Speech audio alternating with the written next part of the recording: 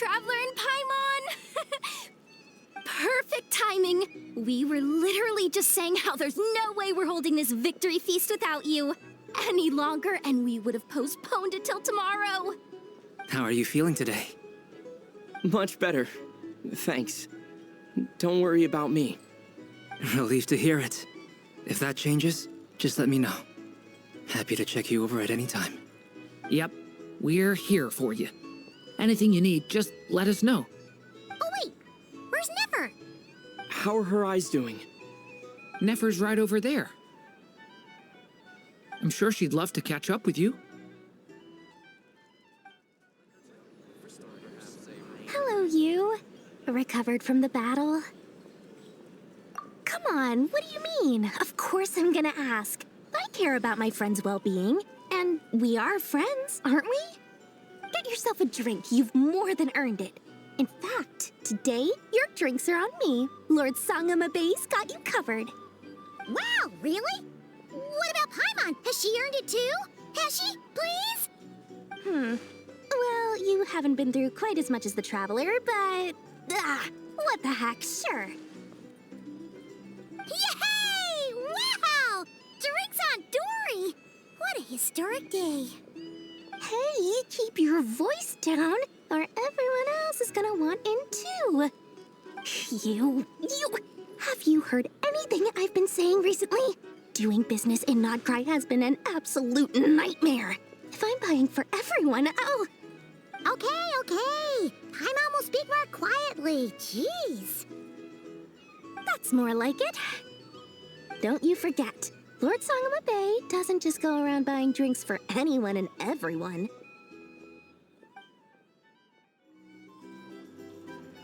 I thought of 1,000 ways to congratulate you, but now you're here, words are failing me.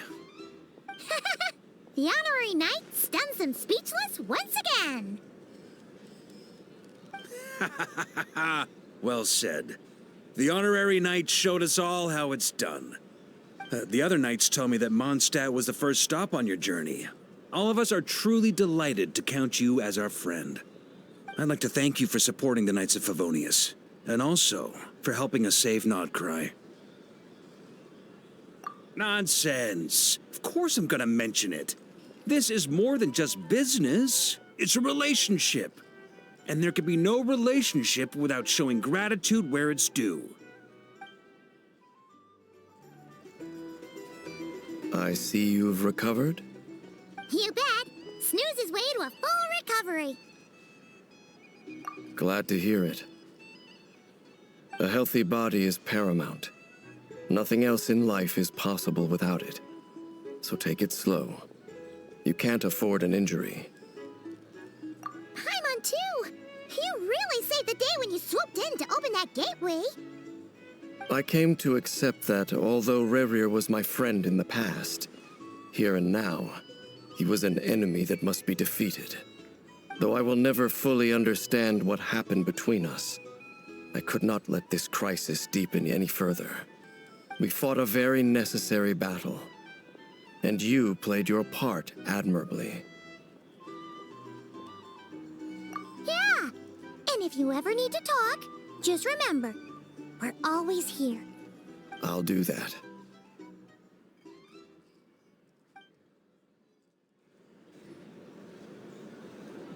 Never! Traveler, Paimon, are you recovering well?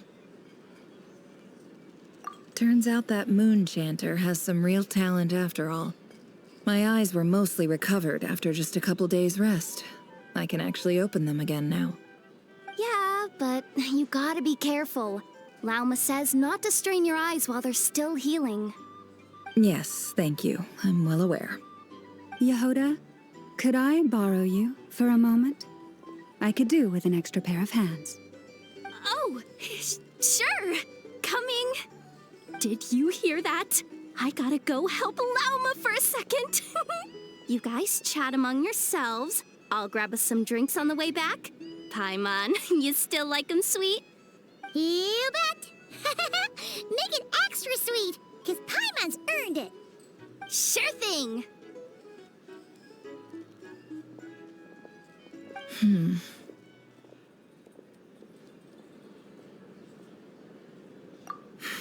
The Raker of Solnari. Kind of a snake, don't you think? No, definitely a snake. A poisonous one who spewed his venomous hatred everywhere. Anyone who seeks revenge out of hatred for other people has become a snake. That's something my dad used to say. Perhaps. I'm sure it sounds like a very wise and open-hearted perspective to your ears. But me? I think hatred is a perfectly justifiable emotion. What else is left when everything you depended on in life gets stripped away? Something's gotta fuel that drive to keep on living. If you're worried about me, you can nip that in the bud. I'm not someone who gets stuck in the past. It's just... I suddenly feel like I was wrong to call my father a liar. He was just a fool. That's why the academia turned their back on him, and why the other tribes ganged up on him. Oh, Father. How much better things could have been if you were a skilled liar. Look at the Ibis King. Thoth is a fiendishly cunning liar. And yet, strangely, he feels more like a father to me than my real dad ever was. He's never brought it up, but I'd bet he feels the same way. Why else would he give me the power to perceive the truth, while at the same time training me in the art of deception?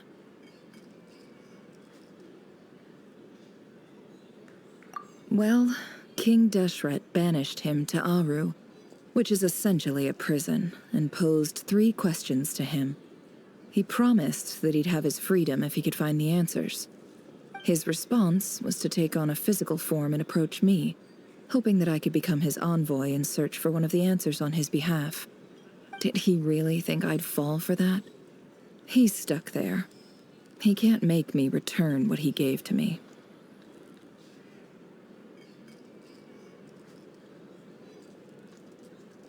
So that's enough for you to decide he's nice, is it? He's a prisoner, and he was scared. So he decided to perform some good deeds to win people's approval. He lives in fear because he's a deceiver. How is Rerir any different? You can't work as a spy your whole life and expect a happy ending. It's preposterous. Yet I can't say I don't understand it. Liars live in the darkness of their own making, but it's still human nature to want to go on living. They say that a liar's soul is the most worthless thing in the world. What do you think? Oh, really? Well, it takes a very kind person to find compassion even for liars. If you ask me, the soul of a liar really is worth nothing, because all they care about is themselves. For example, when something good falls into my lap, I don't go sharing the news around. Stops other people trying to steal it from me.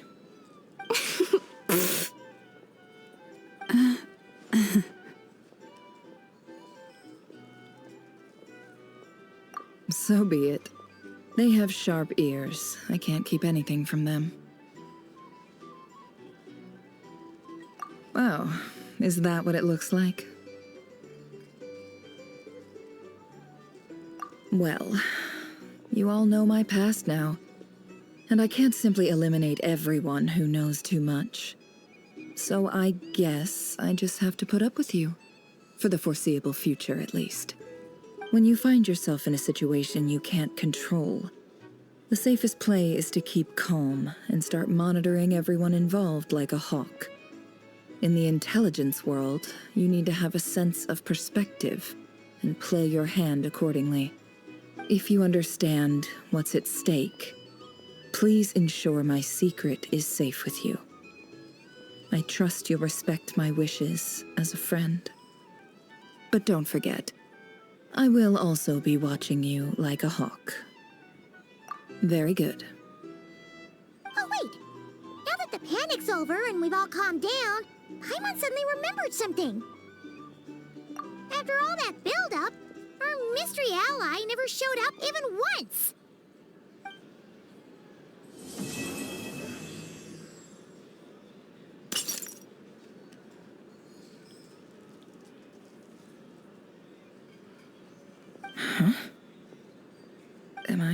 imagining things?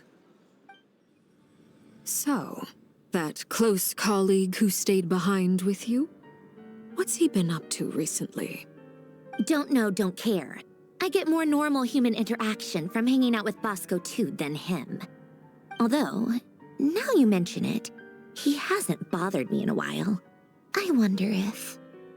If he's disappeared without a trace, it's the biggest gift he ever gave to the world. But I somehow doubt that's what's going on. He won't lie low forever. So we'd better stay on guard.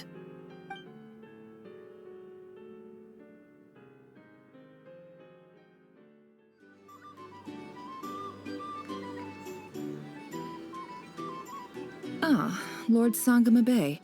How lovely to see you. I must thank you for the device you provided. It was an enormous help. Would I be right in thinking that it was developed by the Academia? Why come and ask me when you clearly know already? I mostly came to thank you. That's more like it. A little gratitude goes a long way with Lord Sangama Bay. Play your cards right, and you might even stand a chance of becoming my long-term supplier. The chance to work with such a kind and charitable investor as yourself would be a great honor for the Curatorium. Huh? Charitable? Who said anything about charity? First time hearing about it. Let's see. The first plot of land you purchased in Nodcry, your desert interests, and... Stop! What do you think you're doing? Exposing my investment history! It's nothing to hide from. They're all perfectly legitimate investments. And some of the land you purchased was with the intent of building a sanctuary? Yes, I heard about that too. How did you... You're a curious case, Lord Sangama Bay. You don't like people finding out about your good deeds, do you? But I'm afraid no matter how hard you try to keep things under wraps, where there's a will, there's a way. You did it for Sumeru, didn't you? It was empty land that was gonna go to waste otherwise. I figured if I built something there, it might at least get some use in an emergency. Disasters are capricious things. They strike without any warning. I've lost family to a disaster before, and I don't want to lose any friends or business partners if I can help it. My elder sister used to dream of finding a sanctuary. Somewhere with plenty of food, water, and medicine. Where everyone could live happy lives. It was something I looked into, but after discussing things with the Dendro Archon, I decided on a more effective strategy. The tech people handled the tech, and Moneybags provided the Mora. It just made the most sense. It's a pity that so few people know the truth about you. Everyone says that you view everything in terms of Mora, and all you care about is growing your own wealth. So, what's the problem with that? Everyone wants to be rich. It's human nature. So yes, I love Mora, and it's nothing to be ashamed of. But surely you have dreams of your own beyond just making Mora. You don't get it, do you? My dream is to invest in other people's dreams. And, you know, make a nice little slice for myself along the way. Just thinking about it makes me happy. That sweet, sweet sound of Mora. Thank you. For the device? And the pendant. Oh, that. I was just returning a favor. Don't worry about it. Seems like we've both been away from home for a very long time. Yeah. So long that I barely remember what my family even looked like. That would be your mother, father, and sister? Yeah, though it's been years since my sister passed away. It's not like I want to forget them, obviously, but memory can be even more ruthless than the most calculating business person. Beyond a certain point, if something isn't helping you, it just gets rid of it. My sister can't help me now. Slowly but surely, her face is fading from my mind's eye. It's become a vague impression. Not everything will fade. When loved ones pass away, the beautiful memories are the ones that last the longest. Yeah, That's true. If you ask me, that's the one silver lining in all of it. Well, that, plus, I'm sure that life is much better now than it was back then. Oh, absolutely. I have tons of Mora, a big beautiful house, business is booming, and I'm as happy as can be. You've got a lot going for you too. Boss of the Curatorium of Secrets? I'm sure there's plenty of Mora to be made in that line of work. I appreciate the vote of confidence.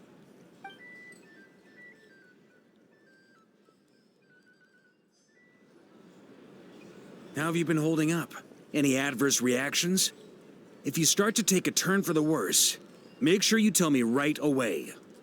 You don't need to worry about me, Grandmaster. I'm fine. I mean, I barely did anything, so... What? You're too humble, young man. You played an indispensable role in the battle for Nodcry. We can't thank you enough for your support. Sometimes, when people praise you, it's because you deserve it. The best thing is to accept it calmly and with grace. It's important to learn how to respond to words of admiration. Let's do a quick demonstration. Albedo, that was an incredible feat of alchemy. The pressure was on, but you worked flawlessly at lightning speed to get the job done. Thank you. I can't take all the credit, though. Durin played a big part in forming the alchemical array. See? Did you catch that? A masterclass in how to take a compliment. Okay, yeah. I did work pretty hard to help prepare for the battle. No point denying that. Hey, you guys! Hey, look who's bounced back. Looking good, traveler. Seems like you've recovered. You won't need to take any more medication. Can I get you a drink? Huh? You know how to order at a bar now? You've sure learned a lot recently. Handling a drinks order is ridiculously simple compared to alchemy. Don't worry, I'll blend into society yet. Paimon believes it. You're clearly a fast learner, just like your brother. To be totally honest, though, Paimon didn't quite follow all the details when you first explained the plan to us. Don't worry, that's completely understandable. Unless you're a student of alchemy, it's hard to grasp the principle and how the process works. To put it in the simplest terms, we saw how our enemy stole the power of Kuvaki. And that gave us the idea of stealing his power to turn it against him. When facing an enemy you have no hope of defeating, it's best not to engage them in battle. So, instead of looking for a way to overpower him, we decided to help Columbina get strong enough to at least stand up to him in a fight. For this to work, we had to analyze his modes of attack, confirm who his main target was, and make sure that he wouldn't go beyond the range of the alchemical array. For added security, we prepared a total of 4 arrays. But to mitigate the impact of the battle, we identified one location in particular as the ideal spot, which is where the confrontation took place. The alchemical array absorbed his abyssal power. Then Durin processed it to render it usable by Columbina. That power enabled her to do what would otherwise have been nigh on impossible. What surprised me was that Dainsleif actually agreed to join us. Given his history with Rerir, he had every right to sit this one out. But we're extremely grateful for the decision he made. It must have been a painful choice to make. But I'm sure that making a decision was far better for him than staying in limbo. Absolutely. He was torn between 2 paths, but in the end, he made his choice and stuck to it resolutely. He doesn't strike me as the sort of person who'd stay trapped in limbo for long. Anyway, however you cut it, everyone gave a stellar performance. And now, it's time to kick back and celebrate.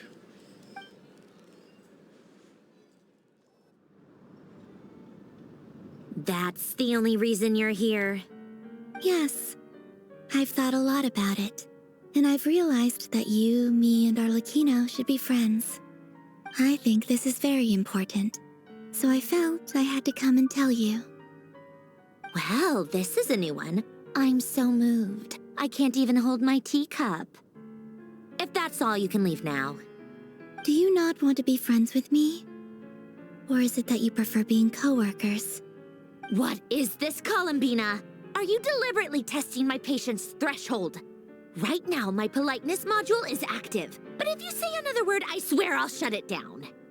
If your politeness module was active, wouldn't you say the word please at some point? Polonia, please see Lady Columbina to the door. Will you still invite me to your next tea party? What? Yes, I think you will. Bye-bye, dear Sandrone.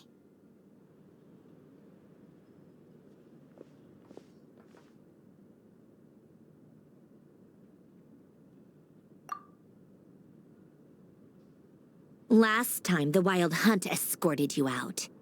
Would you rather I handled it myself this time? We just wanted to, see how you were doing now that it's all over. Why? Out of concern for my safety? I hope you didn't seriously think that the Rayhir of Silnari would be able to lay so much as a finger upon me, given how prepared I was. Mostly because you kind of helped us out, so we just wanted to check you were okay. Looks like all your robots are fixed, huh? Oh, don't you worry about that. Tea time is already a write-off. The visitor before you managed to kill my appetite. If you're in the mood for tea, go ahead and help yourself. Otherwise, it's going to waste. My coasters are still missing in action, though. Use this notebook instead. Whoa! Pretty hefty notebook. Look at all those calculations. You can ignore those. They're just dumb scribblings. I doodle and write in my free time. Sometimes I remember the distant, dreamlike past. Sometimes I imagine the far-flung future. And other times, I grit my teeth and note down all the crazy nonsense going on in the present. Some people do the crosswords in the newspaper. This is my equivalent of that. Trying to predict the future is like daydreaming. And writing about the present just makes me furious. The past is my favorite. If nothing else, it's already set in stone, so I don't have to rack my brains trying to figure it all out. Huh.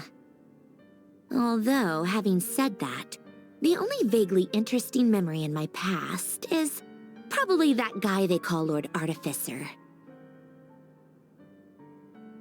Who else? Pretty much all the mecha and Fontaine are his personal handiwork. Wait, are you saying you know him? Like, personally? As a friend? I mean, I guess we were friendly enough.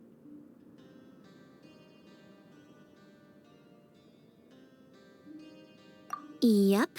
In fact, I'm probably the only normal person left who knew him at all. We used to chat occasionally back when he was still around. Before he passed away, he asked me to destroy all his manuscripts. I honored his request, but I did read through everything first before destroying them. I mean, I couldn't let the genius of Lord Artificer Alain Guillotin disappear like that. Would have been such a waste. So, that's where the formulas in your notebook are from? I just told you. Those are my equivalent of crossword puzzles. They're just dumb formulas that I solve for fun when I'm bored. Alain's work was like epic poetry. The formulas in my notebook are just silly little riddles in comparison. Not that there's anything bad about them. I mean, at least, solving those riddles isn't going to hurt anyone. Except me, 'cause I lose a few brain cells in the process. Anyway, while we're on the topic, I might as well tell you about what happened to him and his friends. Alain Guillotin had two close buddies, Renee and Jacob. They spent their childhood years together in the Narzissenkreuz Institute. They were all quite competitive, so there was some rivalry between them, but it was a friendly rivalry. But beneath the friendship and the rivalry ran something deeper, a sense of nostalgia for the past. Unfortunately, childhood would end, the prophecy would come true, the apocalypse would arrive, and the future would never be. A mad dream. that would normally only capture the minds of lunatics begin to take root in their hearts. A dream of saving the world. And if Renee and Alain had been people of lesser wits, that dream would probably have ended up as something for them to joke about in their older years. But alas, they were some of the sharpest minds around. They nurtured that dream with the full power of their intellect, and it grew into something that ate away at their souls. The first of them to fall under its spell was Renee. Against Alain's wishes, he persisted in experimenting on a mutual friend of theirs to try and save their life. Alain did not approve and parted ways with Renee. It's complicated. Alain wanted to believe that Renee only did what he did for the sake of their friendship. But when he told me about what happened, I could tell he still had some suspicions about Renee's motives. Perhaps the seed that would grow into a nightmare had already sprouted in Renee's mind. Even then, the next time they met, Renee's soul had been completely engulfed by the dream of salvation. His futile attempt to change the tide of fate only resulted in a wave that swallowed up the world, even before the apocalypse came. And although that wave died down eventually, I hear that it just recently came back with a vengeance. As I understand, Renee wanted to live out his dream of salvation once more. But I'm told that the attempted resurgence finally died out for good. At long last, Renee awoke from his deluded dream. Though of course by then it was far too late. What do you think of Renee? Do you admire his transcendent genius? His view that any price was worth paying to achieve the lofty goal of saving the world? Or do you despise him? Dismiss him as an evil madman who wrought havoc on the lives of everyone around him as he pursued his delusional dream? Same difference, really. Just a matter of perspective. Doesn't surprise me. You share one thing in common, after all. You both want to be the savior. The only difference is, your dream came true, and his, well, he wasn't the one who made it come true. I don't like fanatics who give up their whole lives for their ideology. Nor do I like fools who let their delusions take control. Maybe I could understand if Renee had just been an ordinary person. But he had a sage-like intellect, and still managed to get himself lost in the labyrinth of his own desires. Anyway, that's enough about Renee. Now, moving on to Alain Guillotin, the Lord Artificer. He managed to put a stop to the first storm whipped up by Renee. But after that, Alain lost his friends and family. To his credit, I suppose, the loss of his family and friends was purely a tragic accident. It's not like Alain sacrificed them for his cause or anything. After that, the only thing supporting his work was the same dream that had dragged his closest friend down to the abyss. But although the desire to save Fontaine drove him to found the Fontaine Research Institute, Alain continued to reject any form of transcendental knowledge or power. He was suspicious and fearful of it, having seen the way it had affected his closest friend. I think that formulas and machines derived solely from human intellect were the only thing that gave him a sense of spiritual comfort. Yet Alain's intellect was simply too great. It barely left him space to breathe in his lifetime. Once he realized that the end of his life was approaching, he finally accepted the truth.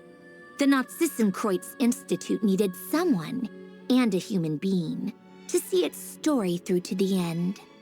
He quit working on his formulas, trading them in for the fairy tales that had played such a formative role in his childhood, but which he barely touched in his adult life.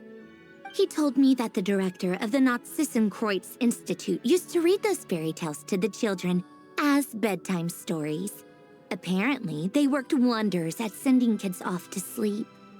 I think that all he wanted at that time in his life was to be able to sleep deeply without being plagued by depression. By that point, nothing else really mattered. At the very end, he laid down to rest in the ruins of the former Nazissenkreuz Institute orphanage, while the Fontaine Research Institute he had founded continued tirelessly with its work. Many years after that, tensions over competing dreams would once again cause a rift, this time between members of the Fontaine Research Institute. But the actions of those fools had nothing at all to do with Alain. And that is the story of two people from the Nazissenkreuz Institute who both wanted to save the world. One went all in on his fantasy of salvation without ever looking back, and ended up calmly sinking to the bottom of the deepest sea. The other sought desperately to burn bright in his life, even though he wasn't sure where he was going. I do sometimes wonder, why is it that people like them have such grand hopes of saving the world? Even the grandest tree starts as a tiny seed. So perhaps, for each of them, their mission to save the world began with a very simple desire: to save themselves. They were young children with friends and family who mattered to them, desires to explore the meaning of life, ambitions to have a successful career. They didn't want to see all of that taken away in one fell swoop. Or maybe they just wanted to find something to anchor themselves within the chaos, to stop them getting quietly swept away by the storms of life. But instead, the search for their own salvation took them down the rocky road laid out by fate. Do you think the desire to save oneself is enough of a justification to try and save the world? The way you said that sounded just like Alain. I asked him the same question back when he was in his prime, putting all of his energy into his work. He gave the exact same answer as you did. No elaboration, just a quick short answer before getting right back to his work. He was always that way. All right, tea time's over. I owe Arlecchino a favor for telling me these stories. I'll have to bring a whole sack of gifts the next time I visit the House of the Hearth. I'm gonna go tinker with Polonia now.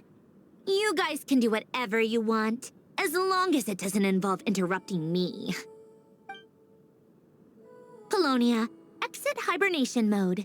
Begin diagnostics.